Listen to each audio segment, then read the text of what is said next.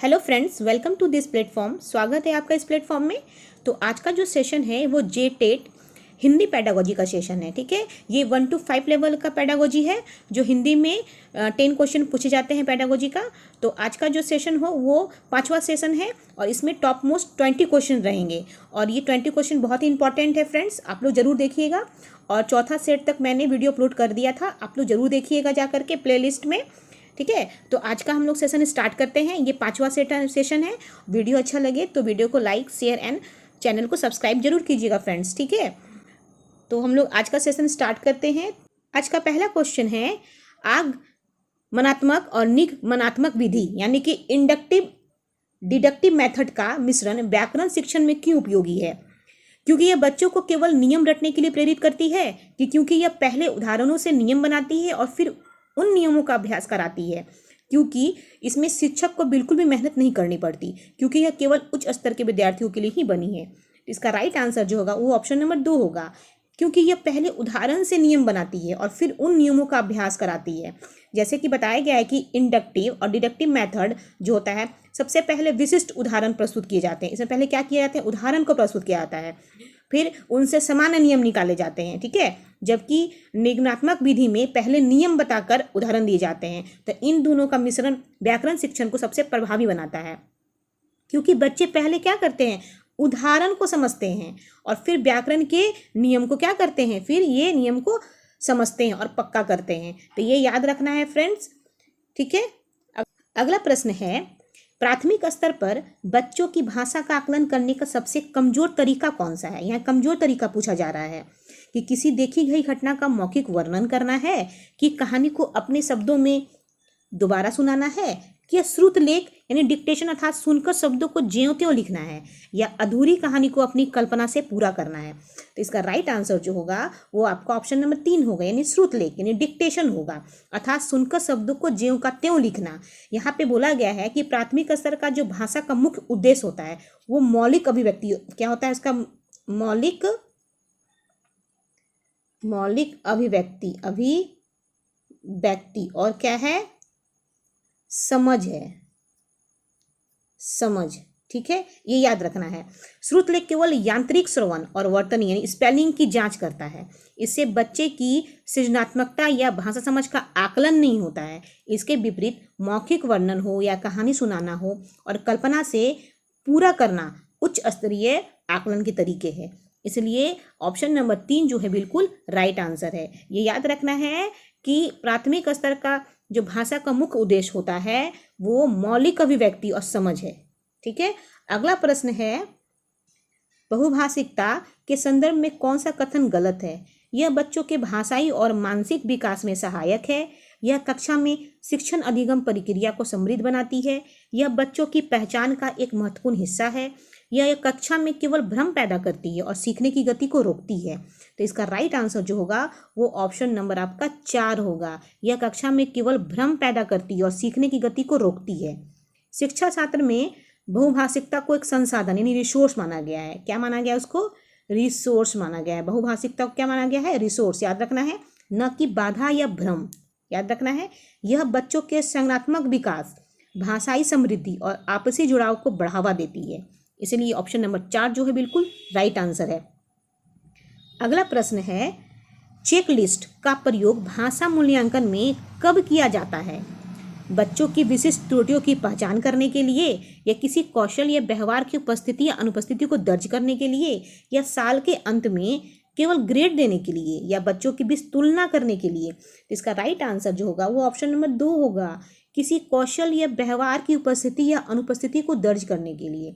यानी कि check list जो है एक ऐसा उपकरण है जिसमें कुछ निश्चित व्यवहारों, कौशलों या गुणों की सूची होती है। इसमें क्या होती है, एक निश्चित व्यवहार, ठीक है, कौशल, याद रखना है, कौशल या क्या होती है, गुणों की सूची होती है और शिक्षक यह देखता है कि बच्चे में वो गुण उपस्थित है या नहीं। ठीक है, इसलिए ऑप्शन नंबर 2 जो होगा बिल्कुल राइट आंसर होगा। अगला प्रश्न है, सृजनात्मक लेखन यानी क्रिएटिव राइटिंग के लिए सबसे अच्छा विषय कौन सा हो सकता है? मेरा विद्यालय विषय पर 10 लाइनें लिखना, यदि मैं पक्षी होता जैसा कल्पना आधारित विषय, पाठ के पीछे दिए गए कठिन प्रश्नों का उत्तर लिखना या बोर्ड पर लिखे निबंध की क्या करना, नकल करना। तो इसका राइट आंसर जो होगा वो ऑप्शन नंबर 2 होगा। यदि मैं पक्षी होता, जैसे कल्पना आधारित विषय, यानी कि सृजनात्मक लेखन का संबंध मौलिकता और कल्पनाशीलता से होता है। याद रखना है ये चीज, क्रिएटिव राइटिंग जो होता है ना, वो सृजनात्मकता लेखन का संबंध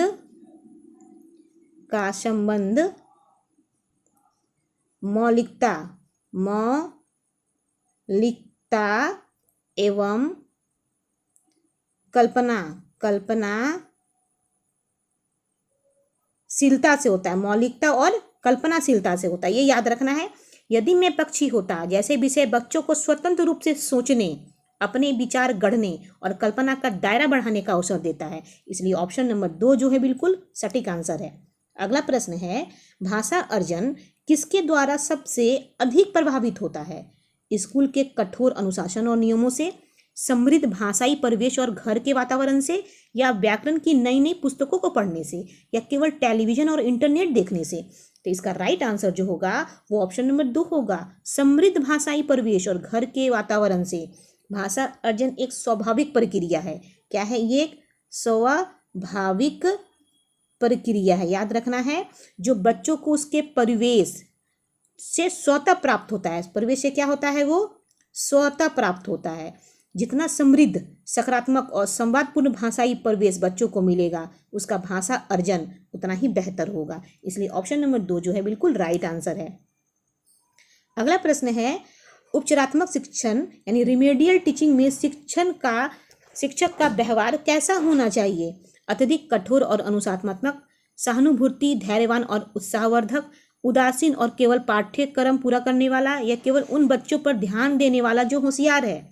तो इसका राइट आंसर जो होगा वो ऑप्शन नंबर 2 होगा, यानी कि सहानुभूतिपूर्ण, धैर्यवान और उत्साहवर्धक।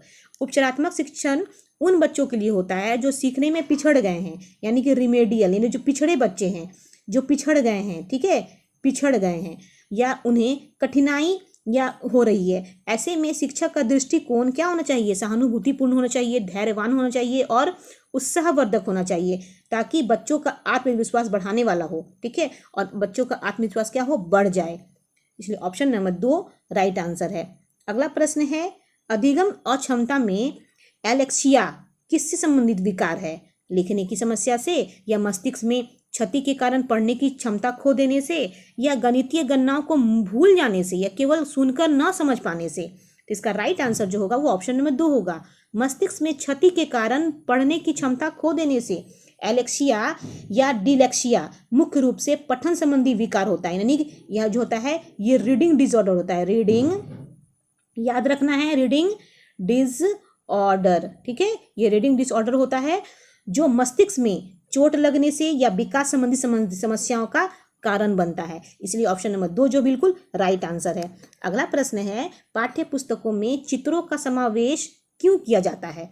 ताकि पुस्तक सुंदर और रंगीन दिखाई दे, क्योंकि चित्र अमूर्त संकल्पनाओं को समझने में सहायता करता है, ताकि बच्चों का मन पढ़ने के बजाय चित्रों में लगा रहे, क्योंकि चित्रों वाली पुस्तकें बाजार में महंगी बिकती है। तो इसका राइट आंसर है ऑप्शन नंबर 2, क्योंकि चित्र जो होता है ना वो अमूर्त संकल्पनाओं को समझने में सहायता करता है।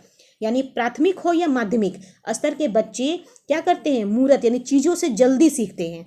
पाठ्य पुस्तकों में दिए गए चित्र यानी कि एब्स्ट्रैक्ट कंसेप्ट को सरल और बोधगम्य बनाने में मदद करता है। इसलिए ऑप्शन नंबर 2 जो है बिल्कुल राइट आंसर है। अगला प्रश्न है, भाषा विकास के लिए सबसे महत्वपूर्ण अवधि कौन सी मानी जाती है? जन्म से पूर्व की अवस्था, या प्रारंभिक बाल अवस्था, या किशोर अवस्था, या प्रौढ़ावस्था? इसका राइट आंसर है ऑप्शन नंबर 2, प्रारंभिक बाल अवस्था। मनोवैज्ञानिक चॉम्स्की, यानी कि मनोवैज्ञानिक किसके द्वारा? चॉम्स्की के द्वारा प्रारंभिक बाल अवस्था यानी कि अर्ली चाइल्डहुड जो होता है वो जो होता है भाषा सीखने में सबसे संवेदनशील और तीव्र अवधि होती है। इस दौरान बच्चे की ग्रहणशीलता सबसे अधिक होती है। इसलिए ऑप्शन नंबर 2 जो बिल्कुल राइट आंसर यानी प्रारंभिक बाल अवस्था, इसमें बच्चे जल्दी चीज को ग्रहण करते हैं। अगला प्रश्न है, भाषा संसर्ग विधि कोरिलेशन मेथड में व्याकरण कैसे सिखाया जाता है? व्याकरण के नियमों को रटाकर और उनकी परीक्षा लेकर के, या प्रसिद्ध लेखकों की रचनाएं पढ़ाते समय सहज रूप से व्याकरण समझा करके, या केवल व्याकरण की अलग से पुस्तक पढ़ा करके, या व्याकरण को बिल्कुल भी न पढ़ा करके। तो इसका राइट आंसर ऑप्शन नंबर 2 होगा। प्रसिद्ध लेखकों की रचनाएं पढ़ाते समय सहज रूप से व्याकरण समझा करके, यानी भाषा संसर्ग विधि के तहत अलग से व्याकरण के नियम नहीं रटाए जाते हैं, बल्कि गद्य या पद, इसमें क्या होता है, गद्य या पद, ठीक है, पढ़ाते समय इंसिडेंटल वे व्याकरण के नियमों से परिचित कराया जाता है। इसलिए ऑप्शन नंबर 2 जो है बिल्कुल राइट आंसर है। अगला प्रश्न है, प्राथमिक स्तर पर बच्चों की पठन क्षमता के विकास में सबसे अधिक सहायक है कठिन शब्दों के अर्थों को याद करना, बाल साहित्य और चित्रों वाली रोचक कहानियां, या बहुत बड़े बड़े निबंधों को बार बार लिखना, या औपचारिक व्याकरण की परिभाषाओं का ज्ञान। तो इसका राइट आंसर है ऑप्शन नंबर 2, बाल साहित्य और चित्रों वाली रोचक कहानियां। यानी बाल साहित्य और चित्रों वाली पुस्तकों बच्चों के पढ़ने में क्या करती है, ये इंटरेस्ट जगाती है, ठीक है। यानी जितना चित्र रहेगा बच्चे उसको देख करके ज़्यादा आनंद मिलेगा, जो प्राथमिक स्तर का पठन विकास का सबसे क्या है, प्रभावी, सबसे अच्छा साधन है। इसलिए ऑप्शन नंबर 2 जो बिल्कुल राइट आंसर है। अगला प्रश्न है, भाषा शिक्षण में पोर्टफोलियो क्या है। पोर्टफोलियो का क्वेश्चन जो है बहुत बार पूछा भी जाता है, ये भी बहुत इंपॉर्टेंट क्वेश्चन है और ऐसा क्वेश्चन एग्जाम में पूछे जाते हैं। केवल बच्चों के अंकों की एक वार्षिक रिपोर्ट, या बच्चों के द्वारा किए गए कार्यों का क्रमिक और उद्देश्यपूर्ण संग्रह, या शिक्षक द्वारा बनाई गई एक अनुशासन डायरी, ठीक है, या स्कूल के खर्चों और फीस का एक विस्तृत रिकॉर्ड। इसका राइट आंसर जो होगा वो ऑप्शन नंबर आपका 2 होगा। यानी बच्चों के द्वारा किए गए कार्यों का क्रमिक और उद्देश्यपूर्ण संग्रह, यानी पोर्टफोलियो बच्चों के क्रमिक विकास, ठीक है, और उसकी उपलब्धि, कलाकृति और विभिन्न गतिविधियों का एक ऐसा व्यवस्थित संग्रह होता है जो उनके संपूर्ण विकास का आकलन करने में मदद करता है, ठीक है। इसमें क्या कहता है, संपूर्ण विकास का आकलन किया जाता है, आकलन किया जाता है, और आकलन करने में क्या करता है, ये पोर्टफोलियो मदद करता है। इसलिए ऑप्शन नंबर 2 जो बिल्कुल राइट आंसर है। अगला प्रश्न है, प्रोजेक्ट विधि में भाषा सीखने का मुख्य आधार क्या है। बच्चों को कक्षा में शांत बैठकर सुनने के लिए कहना, वास्तविक जीवन की समस्याओं का समाधान करते हुए भाषा का प्रयोग करना, शिक्षक द्वारा किए गए लेक्चर को हूबहू कॉपी करना, या केवल घर पर अकेले बैठकर पढ़ाई करना। इसका राइट आंसर जो होगा वो ऑप्शन नंबर 2 होगा, वास्तविक जीवन की समस्याओं का समाधान करते हुए भाषा प्रयोग करना। यानी कि प्रोजेक्ट विधि जो होता है ना, वो लर्निंग बाय डूइंग पर आधारित है। ये क्या है, learning by doing, LARNING, learning by doing, ठीक है। इस पे ये क्या है, आधारित है, प्रोजेक्ट विधि याद रखना है। इसमें बच्चे वास्तविक जीवन की समस्याओं का समाधान करते हैं और भाषा का प्रयोग करते हैं। इसलिए ऑप्शन नंबर 2 जो बिल्कुल राइट आंसर है। अगला प्रश्न है, सतत मूल्यांकन का उद्देश्य यह जांचता है कि बच्चों को कितना रटा और वे कितना याद रख सकते हैं। शिक्षण अधिगम प्रक्रिया में बच्चों की प्रगति और सुधार की संभावना क्या है। किस बच्चे को सबसे कम अंक मिले हैं ताकि वे उसे फेल किया जा सके। साल भर के शिक्षक ने कितनी छुट्टी ली है। तो इसका राइट आंसर जो होगा वो ऑप्शन नंबर 2 होगा। शिक्षण अधिगम प्रक्रिया में बच्चों की प्रगति और सुधार की संभावना क्या है, यानी सतत मूल्यांकन का उद्देश्य यह जांचता है, ठीक है। यानी CCE का मुख्य उद्देश्य केवल अंक देना नहीं, तुलना करना भी नहीं, बल्कि यह देखना कि शिक्षण प्रक्रिया में बच्चे कितने प्रभावी रहे हैं, बच्चों के सीखने की प्रक्रिया कहाँ तक सुधार हुई है, उस सुधार की संभावना कहाँ तक हुई है। इसलिए ऑप्शन नंबर 2 जो बिल्कुल राइट आंसर है। अगला प्रश्न है, एक भाषा शिक्षक के रूप में आपकी क्या जिम्मेदारी है। जब कक्षा में भाषाई विविधता हो तो सभी बच्चों को केवल एक ही मानक भाषा बोलने के लिए विवश करना, या बच्चों की मातृभाषा को सम्मान देना और उन्हें शिक्षण का हिस्सा बनाना, या उन बच्चों पर ध्यान देना जो अलग भाषा बोलते हैं, या कक्षा में बच्चों को आपस में बात करने की पूरी तरह रोकना। तो इसका राइट आंसर जो होगा आपका ऑप्शन नंबर 2 होगा, यानी बच्चों की मातृभाषा को सम्मान देना, बिल्कुल राइट आंसर। उन्हें शिक्षण का हिस्सा बनाना, यानी कि भाषाई विविधता को कक्षा में बाधा नहीं बल्कि एक संसाधन माना जाना चाहिए, रिसोर्स माना जाना चाहिए। शिक्षक का कर्तव्य है कि वो हर बच्चे की मातृभाषा का क्या करे, सम्मान करे और उसे सीखने सिखाने की प्रक्रिया का हिस्सा बनाए, ठीक है। इसलिए ऑप्शन नंबर 2 जो बिल्कुल राइट आंसर है। अगला प्रश्न है, भाषाई कौशल में लिखना यानी राइटिंग कौशल के विकास के लिए क्या अनिवार्य है। अक्षरों की सुंदर और सजावटी बनावट का अत्यधिक बल, या व्याकरणिक शुद्धता और कठिन शब्दों का प्रयोग, या मौलिक विचारों की स्पष्ट और सहज अभिव्यक्ति, या बोर्ड से शब्दों की बार बार नकल करना। इसका राइट आंसर जो होगा वो ऑप्शन नंबर 3 होगा, मौलिक विचारों की स्पष्ट और सहज अभिव्यक्ति।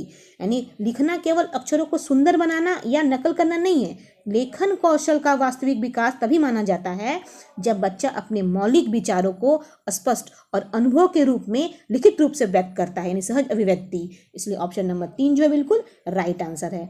अगला प्रश्न है, उपचारात्मक शिक्षण यानी रिमेडियल टीचिंग के लिए किसके लिए किया जाता है, यानी रिमेडियल टीचिंग किसके लिए किया जाता है ये पूछा जा रहा है। तो केवल उन बच्चों के लिए जो कक्षा में बहुत शोर मचाते हैं, उन बच्चों के लिए जिन्हें भाषा सीखने में बहुत कठिनाई होती है, या उन बच्चों के लिए जिसके पास पढ़ने के लिए किताबें नहीं हैं, या केवल स्कूल के टॉपर बच्चों के लिए।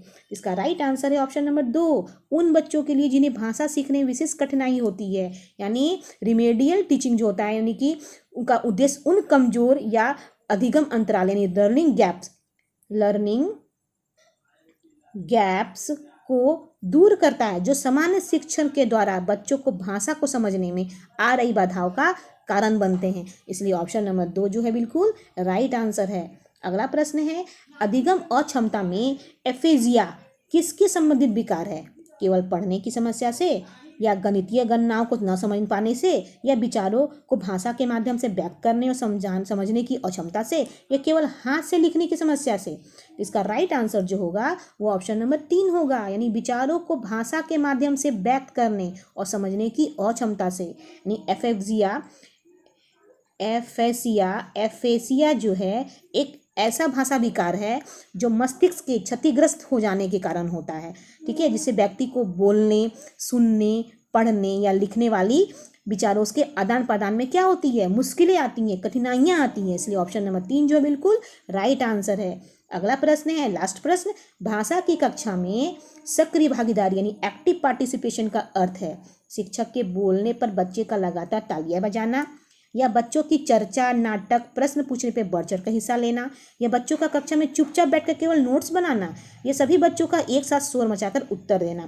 तो इसका राइट आंसर है ऑप्शन नंबर 2, बच्चों का चर्चा, नाटक या प्रश्न पूछने में बढ़ चढ़ के हिस्सा लेना। यानी कि इससे बच्चे हमेशा एक्टिव रहेंगे, कक्षा में सक्रिय रहेंगे, और ये एक्टिव होना बच्चों का मूल दर्शक बनाकर बैठना नहीं, बल्कि संवाद करना, चर्चा करना, नाटक करना, प्रश्न पूछना, बढ़ चढ़ के हिस्सा लेना, ठीक है, जिज्ञासापूर्ण बनना। इसे ऑप्शन नंबर 2 जो है बिल्कुल राइट आंसर है, ठीक है। तो आज का सेशन यही समाप्त होता है फ्रेंड्स। तो ऐसे ही मैं सेशंस लेकर के आऊँगी हिंदी पेडागोजी का, तो आप लोग वीडियो को जरूर देखिएगा, और जो वीडियो मैंने अपलोड किया है वो भी आप लोग जरूर देखिएगा। वीडियो अच्छा लगे तो जरूर कमेंट कीजिएगा, लाइक कीजिएगा, चैनल को सब्सक्राइब कीजिएगा, ठीक है। तो आज के लिए इतना ही। Take care and bye.